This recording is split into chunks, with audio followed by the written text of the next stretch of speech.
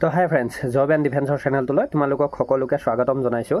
আৰু যিহেতুকৈ SSCৰ আমাৰ সকলোৰে বাবে এটা ভাল খবৰ আহিল, পোষ্ট বাঢ়ি গৈ পেলাই যথেষ্টখিনি বেছি হ'ল অসমৰ।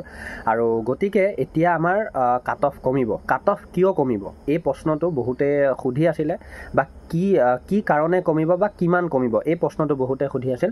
চ' তাৰ মই বহুকেইটা কাৰণ তোমালোকৰ আগত প্ৰকাশ কৰিম। এতিয়া তোমালোকে সেইকেইটা কাৰণ হয় নে নহয় তোমালোকে মোক কমেণ্টত জনাবা, আৰু লগতে তোমালোকৰ ধৰি লোৱা জনাই যাবা মতামত যে এইবাৰ সঁচাকৈ কাট অফ কমিবনে, বা তোমালোকেও যদি কিবা কাৰণ দেখিছা বা মাৰ্কবিলাকনো কেনেকুৱা দেখিছা, এভাৰেজ মাৰ্ক কেনেকুৱা, ইয়াৰ ওপৰত ল'ৰা হওক ছোৱালী হওক তোমালোকে কমেণ্ট কৰিবা। আৰু ভিডিঅ'টোৰ শেষলৈকে যোৱাৰ আগতে মই তোমালোকক এটা কথা কওঁ, যিহেতুকৈ আমাৰ এটা আগতে হোৱাটছআপ গ্ৰুপ আছিলে মোৰ, আৰু সেই গ্ৰুপটোত আমাৰ মিনিমাম 300+ কেণ্ডিডেট আমাৰ জড়িত হৈ আছিলে, ল'ৰা ছোৱালী মিলাই। এতিয়া তাত মানে সৰু সুৰা কিছুমান কাজিয়া হোৱা দেখা যায়, আৰু কিছুমান থাকে বাৰু, সকলো তেনেকুৱা নহয়। চ' সেইটো কাৰণে মই যোৱাকালি কি কৰিলোঁ, মানে ছোৱালী গ্ৰুপটো এক্সট্ৰা আৰু লগতে ল'ৰাৰ গ্ৰুপটো এক্সট্ৰা কৰি দিলোঁ।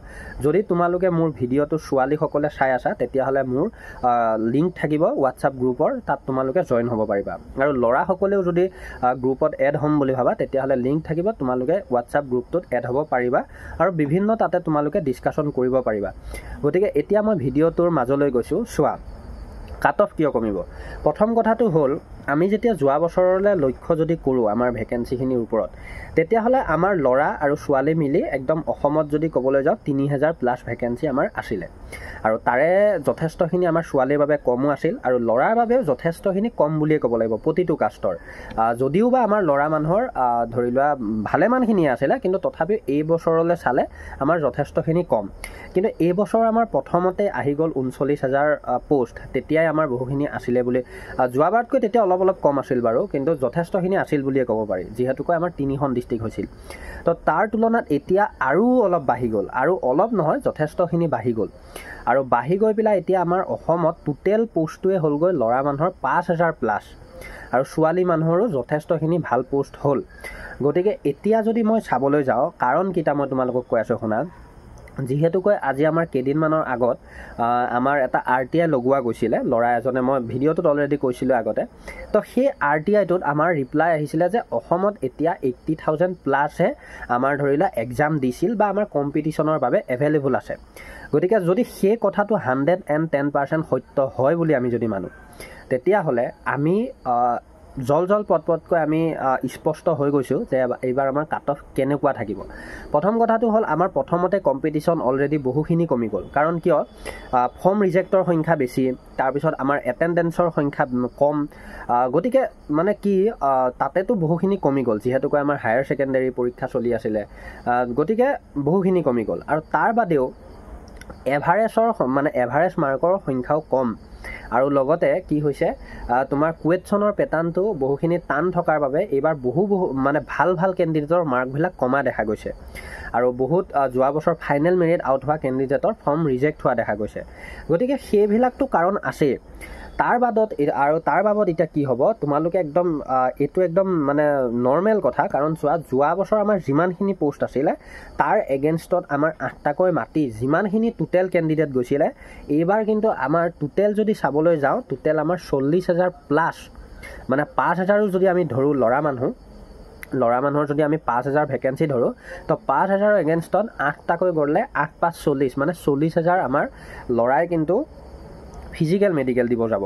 আৰু সেইটোৰ বাবে যদি সঁচাকৈ আমাৰ 80,000+ আমাৰ যদি টোটেল কেণ্ডিডেট এতিয়া এভেইলেবল আছে, তাৰ পৰাতো মিনিমাম 15,000 পৰা 20,000 আমাৰ ছোৱালী ওলাবই।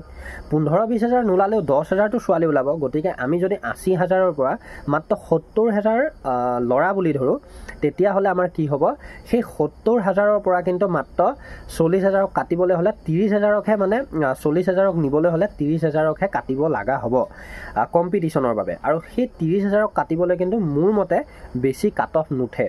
আৰু যেতিয়া বেছি কাট অফ নুঠে, তেতিয়া 8টাকৈ মাতি আমাৰ যদি ফাইনেললৈ 3জনকৈ থাকে, মানে মেডিকেল, ফিজিকেল, DV এইবিলাক কৰাৰ পিছত যদি আমাৰ 3জন কম্পিটিশ্যনত থাকে, তেতিয়াহ'লে মোৰ মতে যথেষ্টখিনি কাট অফ এবাৰ কম যোৱা দেখা যাব। তোমালোকে লাষ্টলৈকে সেইখিনি নিজে গম পাবা। আৰু যিহেতুকৈ চোৱা, আমাৰ যেতিয়া পোষ্ট কম থাকে, কম্পিটিশ্যন বেছি হয়, কুৱেশ্যন ইজি থাকে, কম্পিটিশ্যন বেছি হয়। এইবাৰ দুইটা বস্তুৱে ওলোটা হৈ গ'ল, কুৱেশ্যন টান আছিলে, তাৰপিছত পোষ্ট বেছি। গতিকে আমি এইটো কথা স্পষ্টকৈ গম পাইছোঁ যে কাট অফ কমিব। কিমান কমিব কি কথা, এইখিনি কথা আমি ধুনীয়াকৈ পাতিম যেতিয়া নৰ্মেলাইজেশ্যন আহিব, তাৰপিছত পাতিম। কিন্তু এতিয়া তোমালোকক মই এটা কথা একদম কনফাৰ্ম হিচাপে কওঁ, কাৰণ তোমালোকেও বহুতে জানা, পুৰণা কেণ্ডিডেটো বহুতে আছা। গতিকে কম যিবিলাক মাৰ্ক আছে, তোমালোকেও ৰানিং মেডিকেলৰ বাবে অলপ প্ৰিপাৰেশ্যন চলোৱা, হয়তো তোমালোকৰ এইবাৰ কপাল ফুলিব পাৰে। গতিকে মই সেইটোৱে কৈছোঁ, জব এণ্ড ডিফেন্সৰ লগত ৰিলেটেড থাকিবা। আৰু বহুতে ক'ব বিচাৰে যে জেনেৰেল ডিষ্ট্ৰিক্টত পোষ্ট কমিছে, নক্সাল ডিষ্ট্ৰিক্টত পোষ্ট বাঢ়িছে। একচুৱেলি মই এটা কথা কওঁ, যিখিনি আমাৰ নক্সেল, মিলিটেঞ্চি ইফেক্টেড এণ্ড বিজি এফেক্টেড আছে, সেইখিনি আমি জেনেৰেল বুলি বাৰু ধৰি লৈছোঁ। কিন্তু যিহেতুকৈ আমাৰ অফিচিয়েল চাইজত স্পষ্টকৈ লিখা হৈ আছে যে আমাৰ মিলিটেঞ্চি ইফেক্টেড এৰিয়া বুলি ক'লে আমাৰ অসমত গোটেইখিনি এৰিয়াই পৰে, মানে গোটেইখিনি ডিষ্ট্ৰিক্টেই পৰে।